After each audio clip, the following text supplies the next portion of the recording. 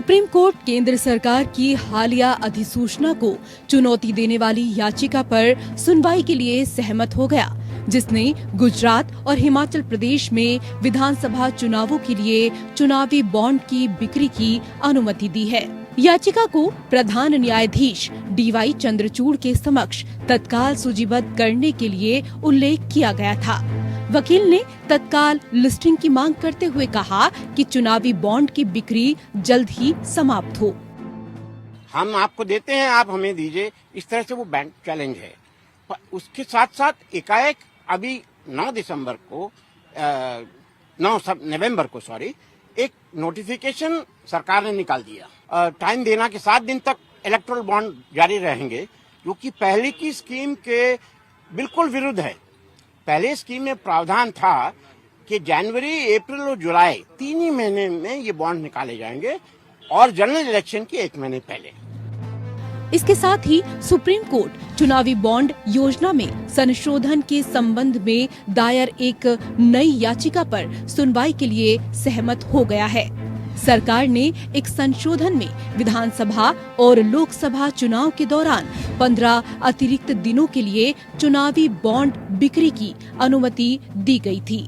वरिष्ठ अधिवक्ता अनूप जॉर्ज चौधरी ने शीर्ष अदालत के समक्ष याचिका का उल्लेख करते हुए कहा कि सरकारी अधिसूचना पूरी तरह से अवैध है।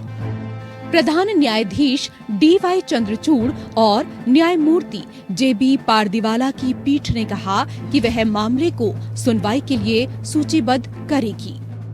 कांग्रेस नेता जया ठाकुर द्वारा दायर याचिका में चुनावी बॉन्ड योजना को चुनौती दी गई है, जो राजनीतिक दलों के गुमनाम फंडिंग की अनुमति देती है। चुनावी बॉन्ड एक वचन पत्र की तरह एक उपकरण है जिसे किसी भी व्यक्ति, कंपनी, फर्म या व्यक्तियों के संघ द्वारा खरीदा जा सकता है, बशर्ते वह व्यक्ति या निकाय भारत का नागरिक हो या भारत में स्थापित हो। बॉन्ड विशेष रूप से राजनीतिक दलों को धन के योगदान के उद्देश्य से जारी किए जाते हैं। वित्त अधिनियम 2017 और वित्त अधिनियम 2016 के माध्यम से विभिन्न विधियों में किए गए कम से कम 5 संशोधनों को इस आधार पर चुनौती देते हुए शीर्ष अदालत के समक्ष विभिन्न याचिकाएं लंबित हैं कि उन्होंने राजनीतिक दलों के असीमित अनियंत्रित धन के लिए दरवाजे खोल दिए हैं। 14 अक्टूबर को जस्टिस BR गवई और जस्टिस BV नागरत्ना की पीठ ने उन याचिकाओं को 6 दिसंबर तक के लिए पोस्ट कर दिया था।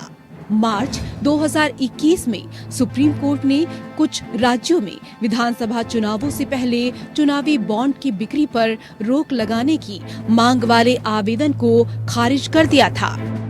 वित्त अधिनियम को धन विधेयक के रूप में पारित किया गया था, जिसका मतलब ये है कि इसे राज्यसभा की सहमति की आवश्यकता नहीं थी। Bureau report.